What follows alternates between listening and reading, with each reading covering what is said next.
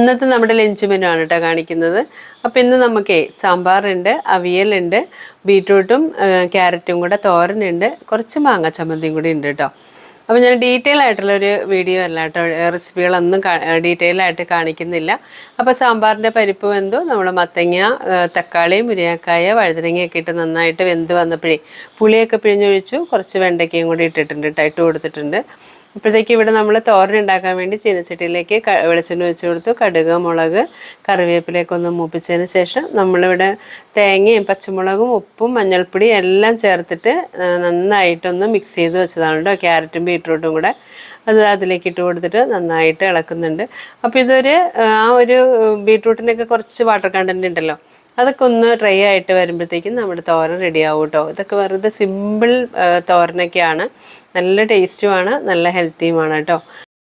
അപ്പോൾ തോരൻ ഞാനിവിടെ ഇടയ്ക്ക് വന്ന് ഇളക്കിയൊക്കെ കൊടുക്കുന്നുണ്ട് കേട്ടോ, അതല്ലെങ്കിൽ അടിയിലൊക്കെ പിടിക്കാനൊക്കെ ചാൻസ് ഉണ്ട്. അപ്പോൾ നമ്മൾ ഇടയ്ക്ക് ഒന്ന് വന്ന് ഇളക്കി കൊടുത്താൽ മതി, വേറെ ഒന്നും ഇതിന് വേണ്ടിയിട്ട് ചെയ്യാനില്ല കേട്ടോ.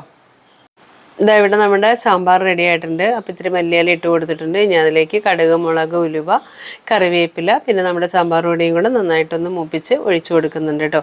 അപ്പോൾ നമ്മുടെ സാമ്പാർ റെഡിയായി. ഇനി അടുത്ത് നമുക്ക് അവിയൽ ഉണ്ടാക്കണം. ഒരു ഉരുളിയിലേക്ക് നമ്മൾ വാഷ് ചെയ്ത് വെച്ചിരിക്കുന്ന കഷ്ണങ്ങളൊക്കെ ഇട്ട് കൊടുക്കുകയാണ്. ഇനി ആവശ്യത്തിന് ഉപ്പിട്ട് കൊടുക്കുന്നുണ്ട്. അതുപോലെ തന്നെ കുറച്ച് മഞ്ഞൾപ്പൊടി, ഒരൽപ്പം മുളക് പൊടിയും കൂടി ഇട്ട് കൊടുക്കുന്നുണ്ട്. ഇനി ഇതിലേക്ക് കുറച്ച് വെളിച്ചെണ്ണ വെച്ച് കൊടുക്കുന്നുണ്ട്.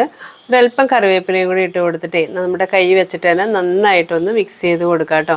മിക്സ് ചെയ്യുമ്പോഴേ നന്നായിട്ട് തന്നെ മിക്സ് ചെയ്ത് കൊടുക്കണം. നമ്മൾ ഇട്ട് കൊടുത്ത മുളക് പൊടി, മഞ്ഞൾപ്പൊടി, ഉപ്പ്, വെളിച്ചെണ്ണ എല്ലാം എല്ലാ ഭാഗത്തേക്കും എത്തുന്ന രീതിയിൽ നന്നായിട്ടൊന്ന് മിക്സ് ചെയ്ത് കൊടുക്കുക.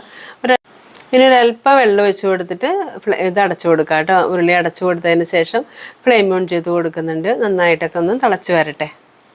ഇത് നന്നായിട്ട് തിളച്ച് വന്നപ്പോൾ പകുതി വേവായപ്പോഴത്തേന് നമ്മൾ മാങ്ങ ഇട്ട് കൊടുക്കുന്നുണ്ട് കേട്ടോ. പുളിക്ക് ആവശ്യമായിട്ടുള്ള മാങ്ങ ഇട്ട് കൊടുക്കുകയാണ്. മാങ്ങ ഇട്ട് കൊടുത്തതിന് ശേഷം ഒരു 2-3 മിനിറ്റും കൂടെ ഒന്ന് വെയിറ്റ് ചെയ്യാം. അപ്പോഴത്തേക്കും നന്നായിട്ട് കഷ്ണങ്ങളും മാങ്ങയൊക്കെ നന്നായിട്ട് വെന്ത് വന്നിട്ടുണ്ട്. ഇനി നമ്മളിതിലേക്ക് അരപ്പ് ചേർത്ത് കൊടുക്കുകയാണ് കേട്ടോ. നാളികേരവും ജീരകവും പച്ചമുളകും കറിവേപ്പിലയും കൂടെ ഒന്ന് ക്രഷ് ചെയ്തെടുത്താണ് അത് ചേർത്ത് കൊടുത്തതിന് ശേഷം 2 മിനിറ്റ് ഒന്ന് മൂടി വെച്ച് കൊടുക്കണം. അതിൻ്റെ റോ ടേസ്റ്റൊക്കെ ഒന്ന് മാറിക്കഴിഞ്ഞാൽ നമുക്കത് തുറന്നിട്ട് നന്നായിട്ടൊന്ന് മിക്സ് ചെയ്ത് കൊടുക്കാം. അതിനുശേഷം ഇതിലേക്ക് കുറച്ച് പച്ച വെളിച്ചെണ്ണയും കുറച്ച് കറിവേപ്പിലയും കൂടി ഇട്ട് കൊടുത്താൽ നമ്മുടെ ടേസ്റ്റി ആയിട്ടുള്ള അവിയൽ റെഡിയായി കേട്ടോ. വെളിച്ചെണ്ണയൊക്കെ ഒഴിച്ച് കൊടുത്ത് നന്നായിട്ട് ഒന്നും കൂടെ ഒന്ന് മിക്സ് ചെയ്ത് കൊടുക്കുന്നുണ്ട്. അപ്പോഴത്തേക്കും നമ്മുടെ ചോറൊക്കെ ഇവിടെ റെഡിയായി വന്നപ്പോഴേ ഞാൻ ചോറൊക്കെ ഒന്ന് ഊറ്റിയെടുക്കുന്നുണ്ട് കേട്ടോ. ഇനിയിപ്പോൾ നമുക്ക് ലഞ്ചൊക്കെ പാക്ക് ചെയ്യാനുള്ള സമയമായിട്ടുണ്ട്. അപ്പോൾ ഞാനിവിടെ ചോറൊക്കെ ഇങ്ങനെ കണ്ടെയ്നറിലൊക്കെ എടുത്ത് വെച്ചിട്ടുണ്ട് കേട്ടോ. അതിലേക്ക് തോരനൊക്കെ ഇട്ട് കൊടുക്കുകയാണ്. ഇനി നമ്മൾ കുറച്ച് ചമ്മന്തിയും കൂടെ സൈഡിൽ വെച്ച് കൊടുക്കുന്നുണ്ട്. അപ്പോൾ സോമചേട്ടന് ഇവിടെ പാക്ക് ചെയ്ത് കവറുകളിലേക്കൊക്കെ ആക്കുന്നുണ്ട്. അപ്പോൾ ഇന്നത്തെ റെസിപ്പീസൊക്കെ ഇഷ്ടമാവുകയാണെങ്കിലേ ഒന്ന് സപ്പോർട്ട് ചെയ്യാനും ഫോളോ ചെയ്യാനും മറക്കരുത് കേട്ടോ. അപ്പോൾ നമുക്കിന്ന് ഫുഡ് കൊടുത്തു വിടാനുള്ള സമയമൊക്കെ ആയിട്ടുണ്ട്. അപ്പോൾ ഇന്നത്തെ വ്ളോഗ് ഇത്രയേ ഉള്ളൂ കേട്ടോ.